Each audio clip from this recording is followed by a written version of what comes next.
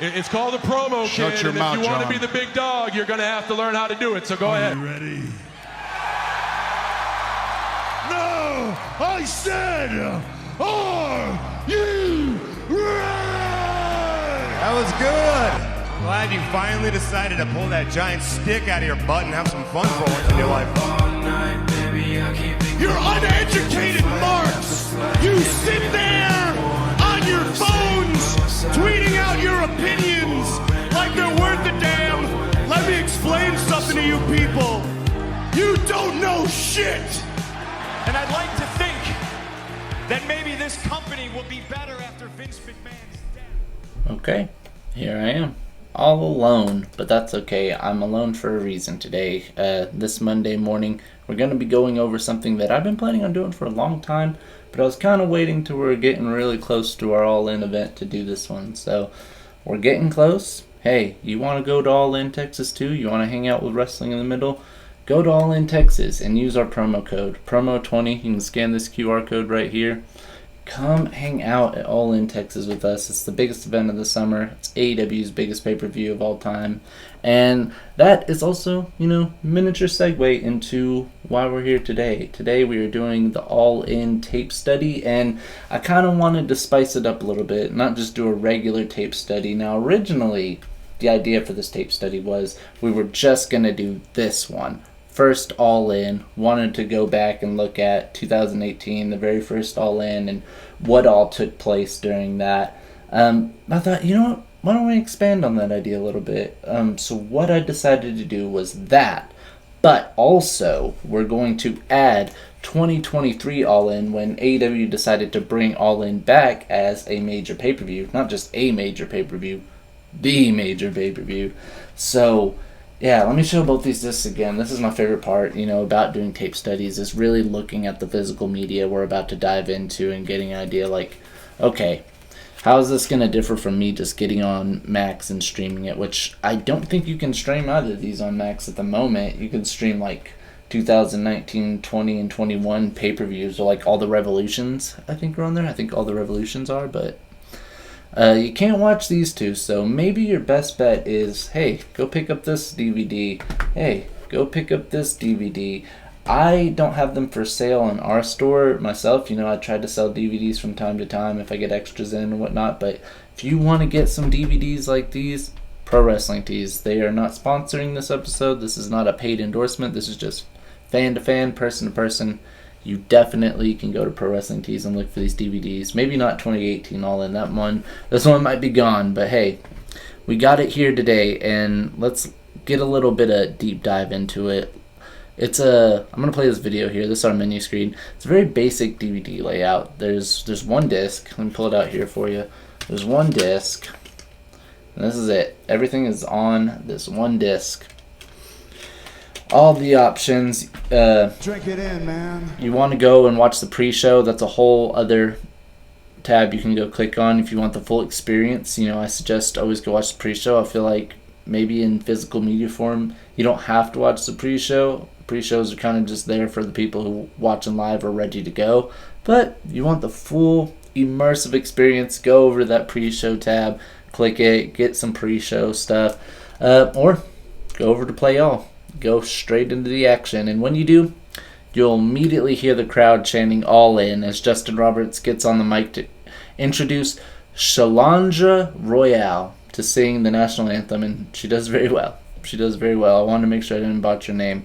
After that, we go to commentary team Ian Riccaboni, Excalibur, and Don Callis to announce all the matches. I like this. I say to announce all the matches, but a little bit of spoiler here, a little seed.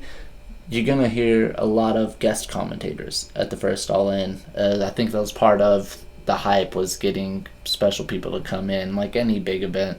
But there's going to be guest commentators, so keep your eyes and ears peeled. Opening contest, young and up-and-coming upstart MJF versus Matt Cross. They open up the first ever All In with a fantastic match and an entertaining one at that, showing that not only can a bunch of indie guys sell out a pay-per-view arena show, but they can also be equally, if not more, entertaining as the big hotshot wrestling company. Give me a hell yeah. MJF looks amazing. in this match, but he does not get the win, surprisingly. I know it's surprising to hear now, but it wasn't in the cards at that time. Matt Cross hits the shooting star press and gets the win, and all the announcers praise both guys and say they have bright things ahead of them. So we for sure know MJF has some bright things ahead of him. Matt Cross, he didn't do too bad, I guess. Ian Riccaboni then transitions into sending backstage to Sean Mooney, who is set to interview Christopher Daniels. We take it backstage to Sean Mooney, who is actually standing by with NWA World Champion Nick Aldis, who is there to brag about himself and how prestigious the NWA World title and he as its holder both are. His challenger later in the night, as you may already know, is Cody Rhodes.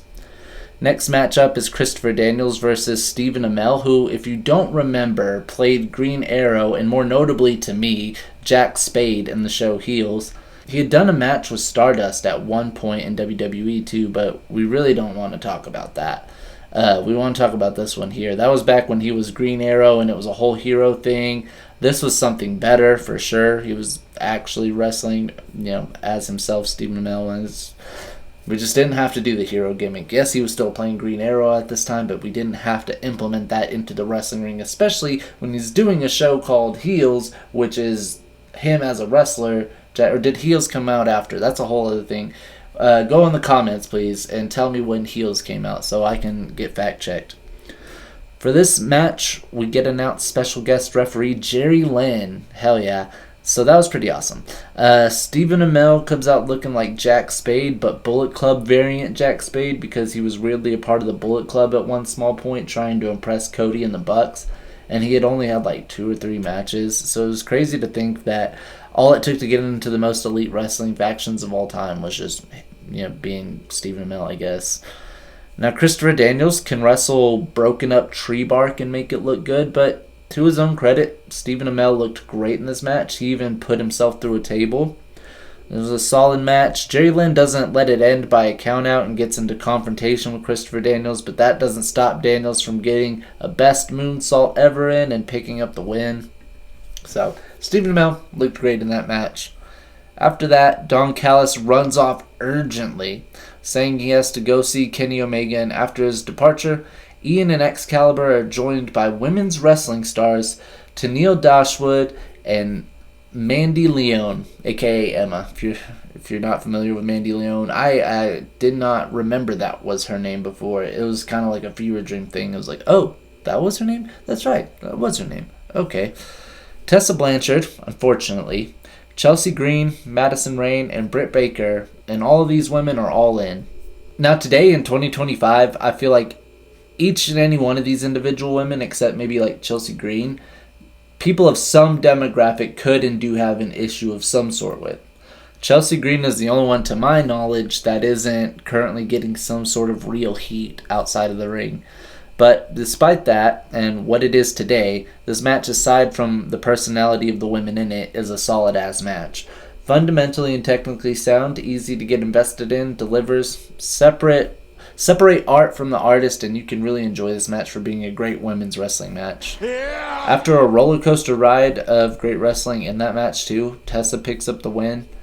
And on the next contest, which is the NWA World Title match between Nick Aldis and Cody Rhodes, we get another guest commentator, which is Brent Tarring, a signature voice from OVW, from Ohio Valley Wrestling, that called Cody's first match, even. So it was making it just a little bit extra special for him. We get the cool entrances and big fight feel introductions, and then we proceed to start a match that certainly upholds the legacy and standard of excellence the NWA World Title holds. Full-on delivery, I would say. They put on a badass match that is definitely worth watching. There's so many spots of value and suspense, but when Cody wins the NWA World Title at this event, he does it with pure wrestling. Just good old pure wrestling wins this match. And it's a great moment when Cody is handed that prestigious belt. I pulled some photos up just because, man, what a beautiful moment. Bloody, crying.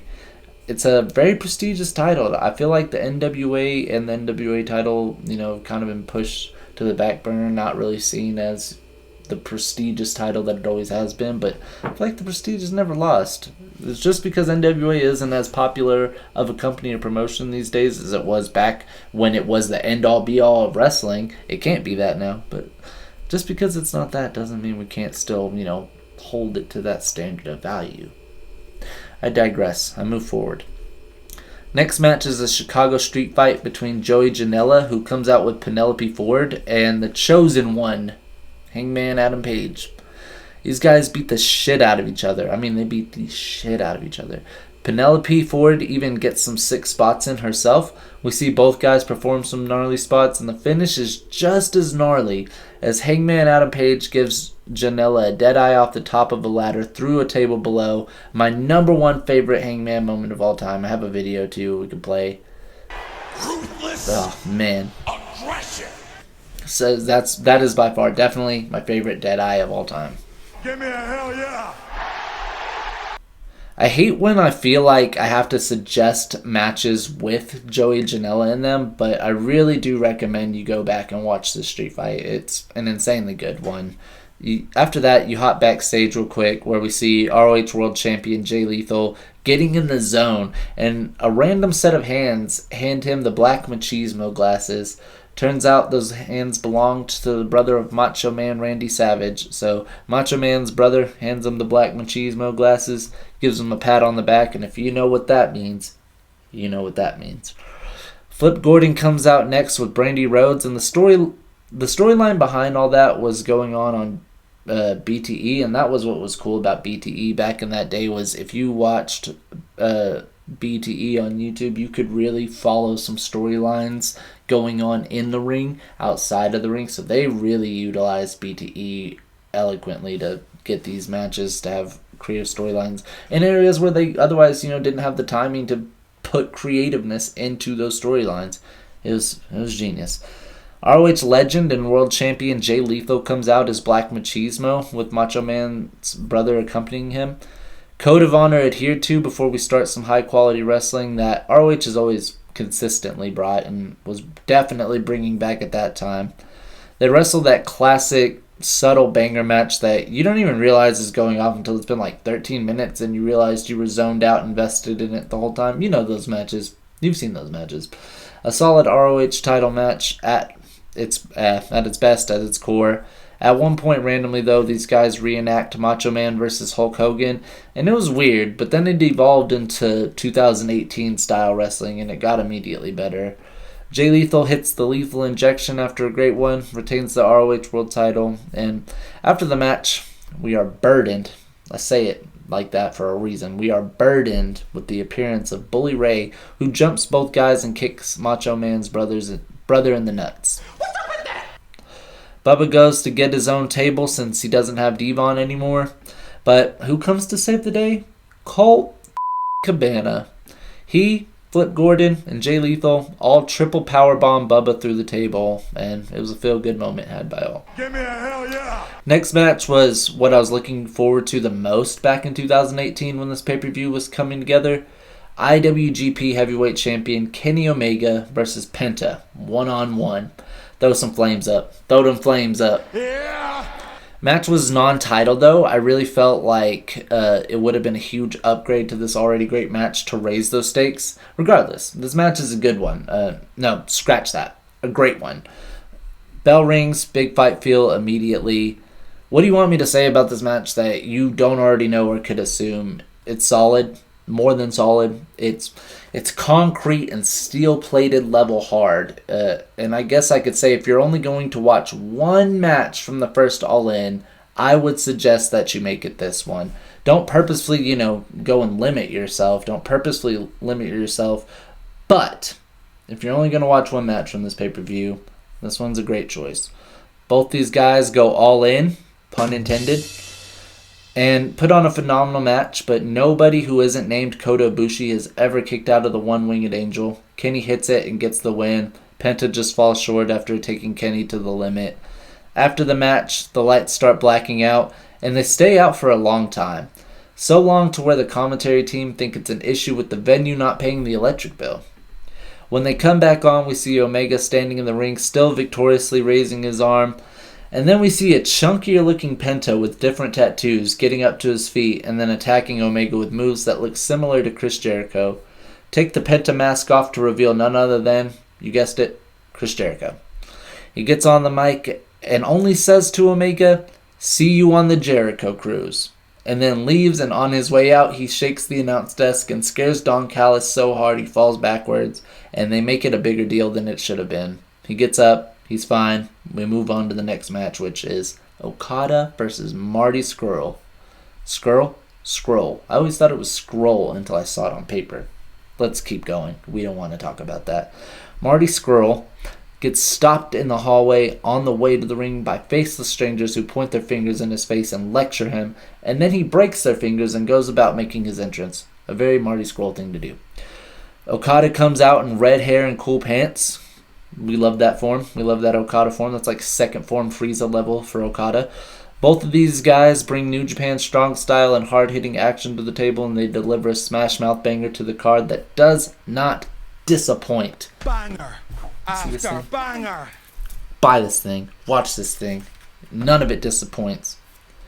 Marty Scurll hits Okada's Rainmaker finisher, but that doesn't keep Okada down. Nah. He hits his own, but he can't cover, and this match goes on for quite some time, too. They really put a lengthy one on here. Okada gives old Marticus 2 Rainmakers, and he gets the win. Now, get to our next match. Main event, of course. And saying that out loud still doesn't even feel real to me when I really think about it. Saying the match out loud doesn't feel real to me. Saying the participants out loud. The Young Bucks and Kota Ibushi, which, okay, yeah, makes sense. Golden Elite. Versus Bandito, Rey Fenix, and Rey Mysterio. Rey Mysterio, yes, I said it correctly. It felt weird at the time. We knew he was on the Independents. It wasn't like, oh, big shock, Rey Mysterio's out of WWE. We knew he was gone, but like main event of All In with Bandito and Rey Fenix, wow.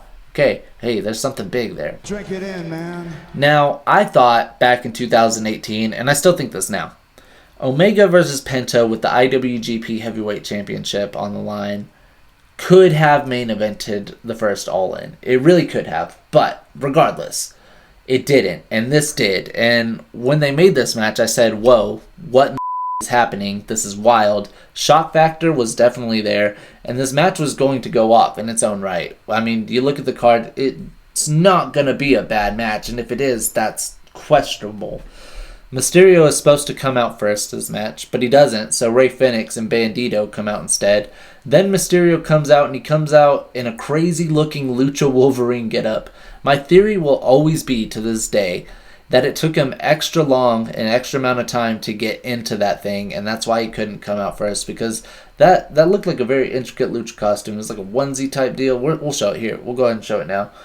It definitely was something different. So Bucks come out with Kota Ibushi in the middle, and it isn't a long entrance. They get to the ring, we ring the bell, and the first ever All In main event begins. I mean, it's like that. They come out, they're in the ring, they go.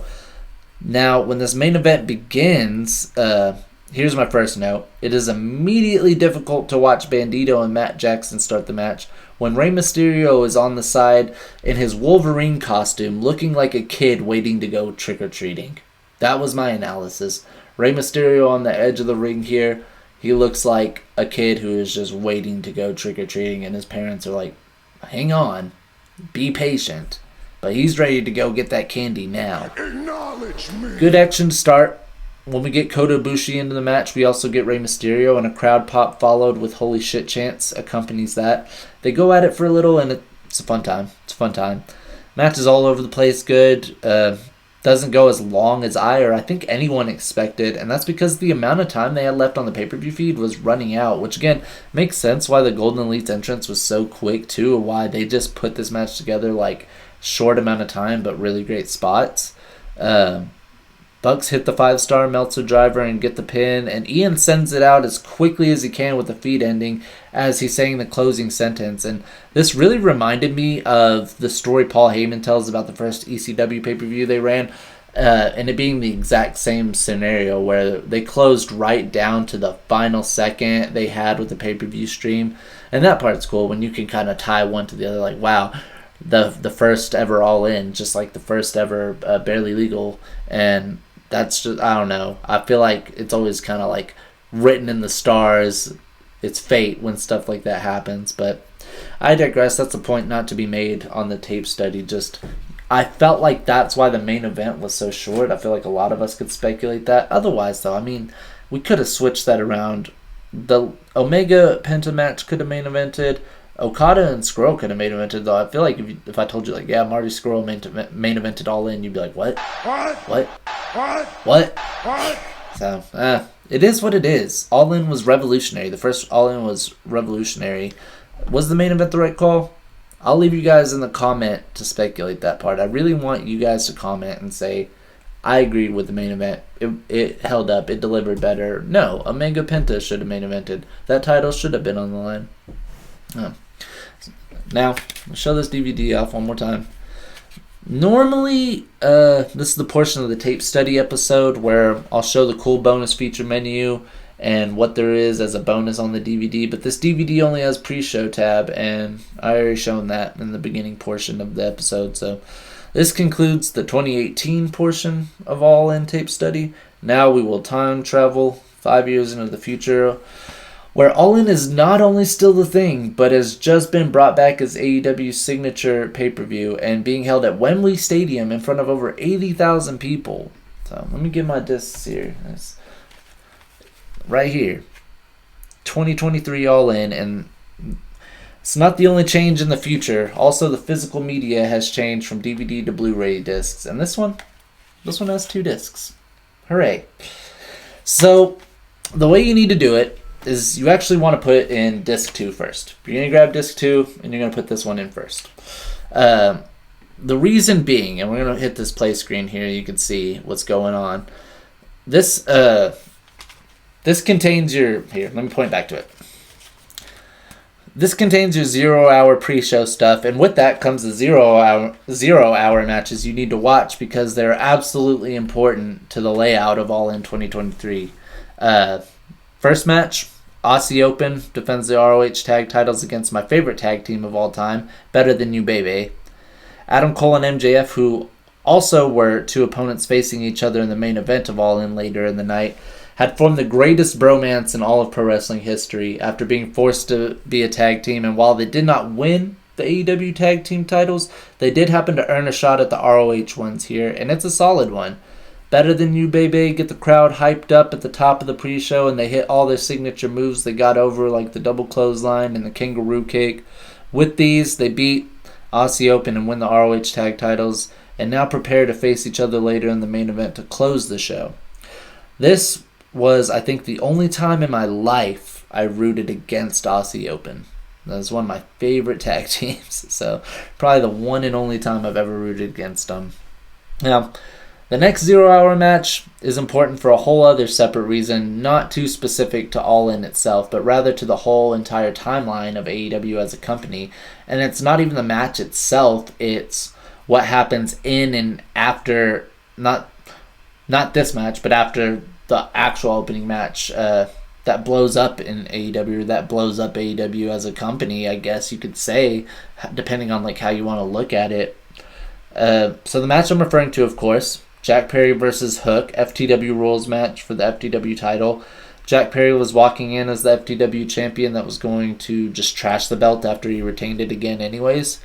Jack Perry enters this match riding in a limousine that gets parked on the top of the stage and stays there as he and Hook begin to fight in the entrance ramp and back up to the stage. And they begin to fight all around and on top of this limousine. Jack Perry even does a rolling thunder on the top of the limo. That was kind of cool, although he's making fun of RVD when he did it, so like only 50% cool. And after he does that, he approaches the limo and gets close up in the camera and then says, "You know what this is here? Real glass. Go cry me a river." And then crushing Real glass. the Go cry me a river. And this would be an inside dig at CM Punk, who was asked to talk to Jack Perry about this spot and about using real glass.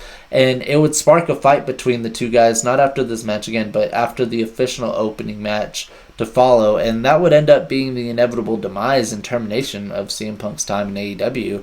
Effective immediately, he would be terminated, or at least, over the course of that weekend.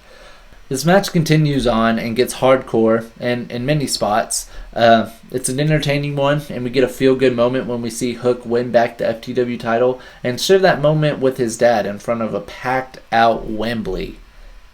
Now, to get to the official opening of All In, which is on Disc 1. Let's go back to our thing here, which is, now you're on Disc 1. Play the menu screen. This is our little menu. There's literally no sound on the menu because these DVDs are cool and they don't have DVD menu music. Hey, maybe you like music on the DVD menu. I don't. I oftentimes fall asleep with the DVD on, and I don't like waking up to the 2005 Raw theme blaring every time. Actually, no, that one's not bad. Really, the ones that'll get me are like, what's one I've woken up to that's like, shut up? The Shawn Michaels DVDs. I heard Sexy Boy on repeat too many damn times. I digress again. Let's get back into All In 2023 in this opening contest, which is a renewal of a historic rivalry between Samoa Joe and CM Punk. Samoa Joe walks in with a 501-day reign as ROH TV champion attached to his name. CM Punk walks in with a replica of the AEW World title around his waist called the Real World title. And that's what this match will be contested for. Bell rings and you can just feel the energy pulsating in the arena because everybody knows how solid this rivalry is and what a great way to start this pay-per-view. Match is stupid good. Great opener. We see these guys wrestle one of their best matches and pull out all the stops, as well as make callbacks and pull out old tricks from the bag. It was like seeing CM Punk and Samoa Joe revamped, redone, remastered. In the end of it, CM Punk gets the win, and we don't even know we just saw his last AEW match at that point. Like I said, he wins that, leaves in a snarky way, which we could have seen as suspicious, but we had no idea. Goes backstage and gets into the last physical altercation he will ever have in the company. And that's just crazy to me. We sat there, we cheered, we screamed, we believed, and we had zero idea that we just saw CM Punk's last AEW match. Next matchup, we see the full Bullet Club Gold make a grand entrance to come out for a trios match, but the twist was that the Guns weren't wrestling. It was just Juice and Jay, and the third man was Takeshita, who was accompanied by Don Callis. Their opponents, Hangman Adam Page, Kota Ibushi, and Kenny Omega. And I know it sounds crazy because of the participants, but if there were one match I forgot about from this event, it's definitely this one. Don't mean that in a bad way either. It was such a random get-together of like really good wrestlers. It made for some potential good matchups, but going in, didn't remember it was happening. Coming out, forgot it had happened because it was like, yo, wait, what? Huh? What? Okay. We see a ton of them. Going back to those potentially interesting matchups, we see a ton of them, and we see this match go all around back and forth for quite some time. Like, they gave these guys a good chunk of match time to work with, and they brought a lot to the show. Hangman and Kenny get on a hot tear towards the end, and Kenny starts going off with the Via triggers to everybody, and amidst it, Takeshita swings under and rolls Kenny up for a quick 3-count victory, leaving Hangman and the rest of us all shocked. We're like, what? Because Kenny was like white hot going off, and then all of a sudden, boom, Takeshita wins. What? Third match of the show is the third match in the series of matches between the Bucks and FTR, and despite how you feel about it, it's always a formula for success when making good tag team wrestling matches. You put the Bucks, FTR, tag team titles, boom. That's good tag team wrestling. The Bucks come out with Freddie Mercury-inspired gear. FTR come out with London-themed FTR attire. And then they all get in the ring and put on a tag team banger. Expect nothing less with two of the greatest tag teams of all time. This match gets so back and forth, it's one of those ones you legitimately cannot tell who is going to win, but you're just along for the great ride. False finishes, standing ovations, the stolen moves, it's everything you think it be to the level you know they're going to take it, and you know that they can take it to. After an insane one, FTR hit their final Shatter Machine to retain the tag titles. It might have been like the third Shatter Machine, or maybe the second, but the Bucks did one too, and there was a lot of moves, man. After the match, FTR requests a handshake and show of good sportsmanship, but the Bucks deny it and walk away. Next match is the Stadium Stampede, and it is destined to be absolute insanity. I've never seen one that wasn't just absolutely bonkers. BCC's Jon Moxley, Claudio Castagnoli, and Wheeler Yuta, alongside Santana and Ortiz, facing off against Orange Cassidy and the Best Friends Trent Beretta and Chucky T, alongside Penta and Eddie Kingston, who waste no time as soon as his music hits and makes a beeline straight for Claudio to fight him. And this starts the madness of Stadium Stampede in Wembley. I don't know where Wembley is, but this was in Wembley, and it was crazy. The fight goes off all over the stadium and gets just as violent as you could imagine it with some of the men that are in it. I could sit and break down every cool spot and moment in this match, but this isn't a pay-per-view review. This is a tape study. So this is the point where I say, if you want to watch it back in full and relive it, get this Blu-ray DVD disc. Get this physical media in your hands. I will, however, show this picture. Jon Moxley with skewers in his head. I love Penta in that photo. Penta goes and transforms to Dark Penta mid-match at one point, and then he and Trent accidentally break a ladder they're standing on. Just had to give that a mention before leaving this one. Also, there's Penta Dark Penta, Evil Penta. I just can't remember the Spanish version of the name, and, well, Dylan's not here to help me. Damn it. In the end of it all the craziness, Orange Cassidy and the Best Friends, Penta, Eddie Kingston, all get the win after Eddie Kingston tackles Moxley through a barbed wire table, and Orange Cassidy orange punches Claudio, gets the win. Drink it in, man. We shift from the madness that was that to the Fatal 4-Way for the Women's World Championship, where Hikaru Shida will be walking in as champion, defending against Britt Baker, Toni Storm, and the big favorite to win in front of her home country, Saraya. Saraya makes a huge entrance to We Will Rock You and emotionally comes out with her whole family behind her, the whole Knight family, backing her up. Toni Storm comes out looking timeless, but she wasn't timeless yet. She was just on the precipice of going crazy and falling into this iconic gimmick that we now know today, and we hadn't seen her go all the way yet. We were just seeing the screws get loosened. Britt Baker comes out to a loud crowd as she does her DMD thing, and then Shida just comes out as the champion. There's the most special thing she does is come out looking great and like a solid champion who could probably retain if she wanted to. All four women get in the ring, wrestle great all around. We see each woman exercise their ability to put together great spots, and this match starts to feel like it can go whichever woman's way. In the end, it is Saraya who gets the win by pinning her friend, Toni Storm, in front of her home country on the big stage. It's a huge moment. Everyone gets emotional. No one really complains because we all understand what this moment is and what it means, and so we just, go on.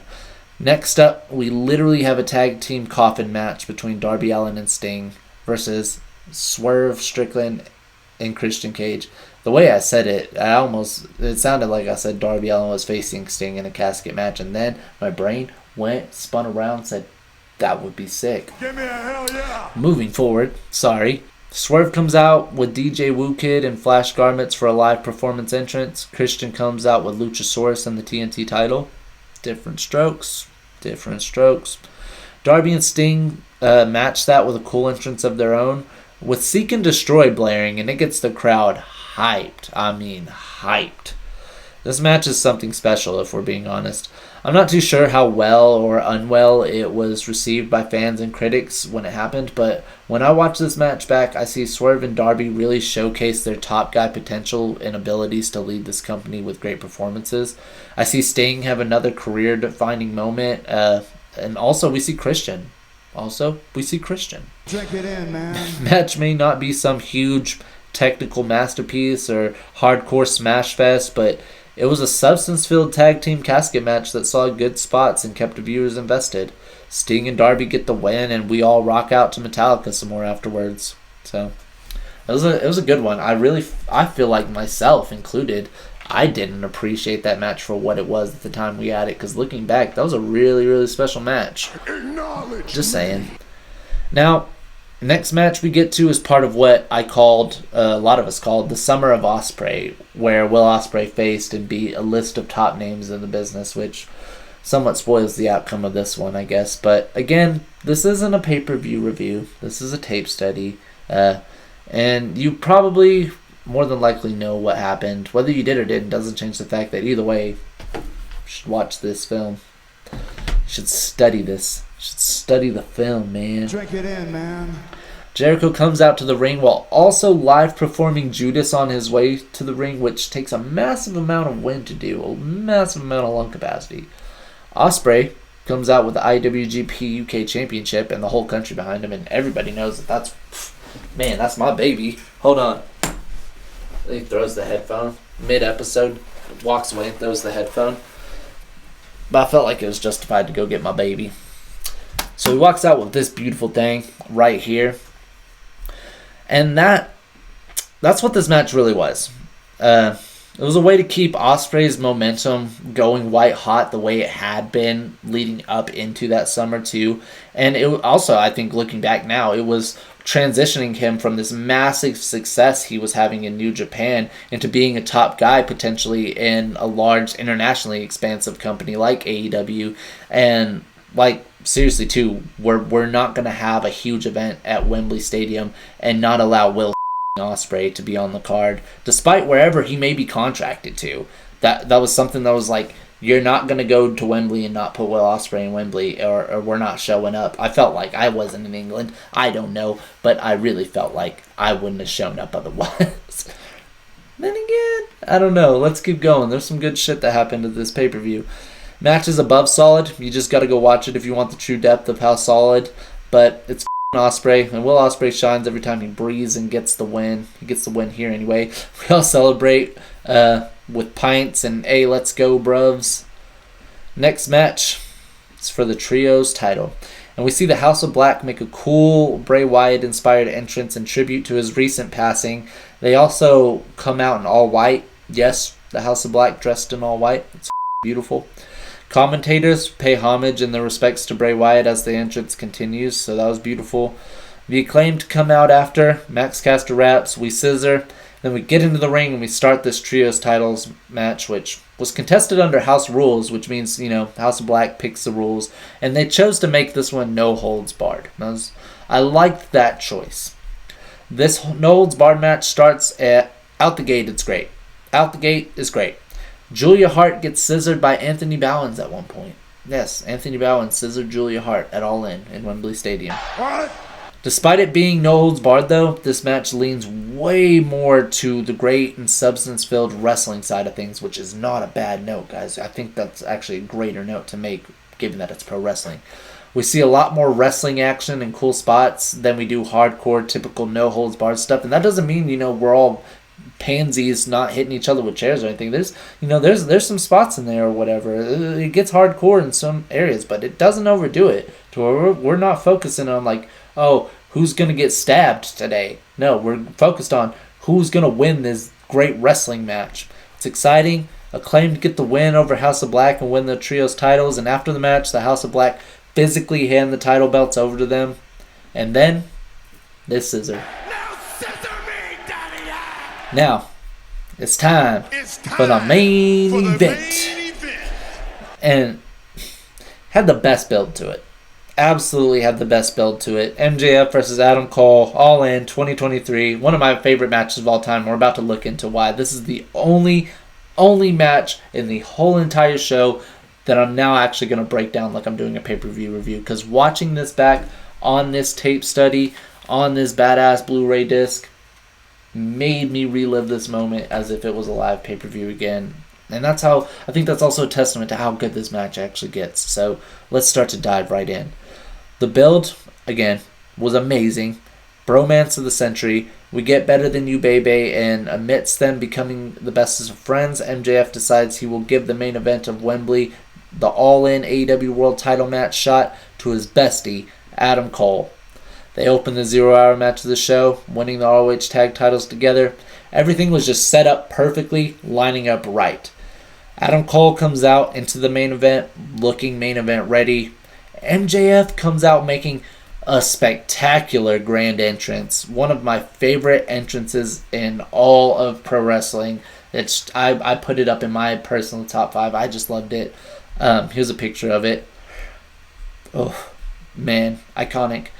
And here's a side note. I never even noticed during this entrance until I watched it back on this disc here. I said on this DVD in the notes. On this Blu-ray disc right here. That the last girl in the row of bowing matrons gets ran into by the stairs. Here, watch here. I got a video. The very last girl. Can you get to play? There it goes. Gets bumped into, and she no-sells it like a champion. She's like, yeah, I'm unfazed. I'm fine. I wouldn't have known otherwise. Had I not went back during this tape study and watched this match, I otherwise would have not known she got bumped into, because could have fooled me. Bell rings and it's a big fight field moment. It's intense. Seeing two guys who are best bros go at it for the biggest title on the biggest stage doesn't get better than that. To cool the tension, both guys get Better Than You Baby shirts and put them on to remind everybody that they are friends first and that this match can't change that. We get into some wrestling, and off the bat, it's smooth and clean chain wrestling. We follow that up with some showmanship mixed with sportsmanship, which quickly turns into some questionably dirty tactics by both guys. And throughout this process of the early match, they are very vocal with each other, which is something we only see small glimpses of in matches usually. But these guys out of the gate are saying all kinds of stuff to each other. And I think saying that note really leads into the main note as to why I love this match, because they really prioritized in the ring the storytelling aspect of pro wrestling and what this is. And in this main event match, that became the forefront of what we were pushing. The way these two guys are vocal with each other and the way they blur the lines between them being friends and enemies, it's beautiful. It's beautiful. Not to mention, too, the amount of callbacks we see within this match that reference big things that happened throughout the months leading up to this. It was brilliant. It was absolutely brilliant. Again, I apologize if you've seen it and you don't want to hear about it again or anymore, but I'm about to break it down because I love it. Yeah! Mako's at the door. She loves it. Adam Cole rips the Better Than You Baby shirt off of MJF after saying, "We may be friends, but I'm better than you." They go at it, keep having a spectacular wrestling match, hold nothing back, even start using each other's moves. We get a spot where MJF is about to tombstone Adam Cole on the announce desk and can't bring himself to do it, but then Adam Cole recovers and tombstones MJF on the announce desk immediately as to say, "I definitely could and will do it." That, of course, isn't the end of this match, though. They go even harder after that and hit each other with everything in the tank until both of them are down. They get up with the help of the ropes and they scream out, "Double clothesline!" and call for their signature tag team move. But instead of doing it together, this time they clothesline each other and take each other out, which then results in them landing with an arm over the other, and referee Bryce Ramsberg counting the 3 count for both men, declaring the match to be a draw. The crowd boos hard. But this bitch is getting on my nerves. They ring the bell. Action starts getting fast and heavy right away. Bryce even gets knocked out, and when he does, MJF uses that opportunity to go and grab a steel chair. Now, not to necessarily hit him with it, per se, but to channel his inner Eddie Guerrero and fake getting hit with a chair. Problem was, Adam Cole beats him to the punch a little bit, saw it coming, tried to beat him to it. And these two get into an exchange back and forth, tossing the chair back and forth to each other. Adam Cole flops and pretends he got hit, but MJF outsmarts him and wraps the chair around his neck and then lays on the ground and plays possum. Bryce sees this. He blames Adam Cole. MJF rolls Adam Cole up and pins him for 2.5. Match continues. I really thought that could have been the end there. Adam Cole gives a Panama Sunrise to MJF on the outside that almost breaks MJF's neck. I think in some senses probably did some damage to it. Drags his lifeless carcass into the ring, and at another point short after he tries for another Panama Sunrise, but MJF pulls the referee in the way, and Bryce Remsburg eats one instead.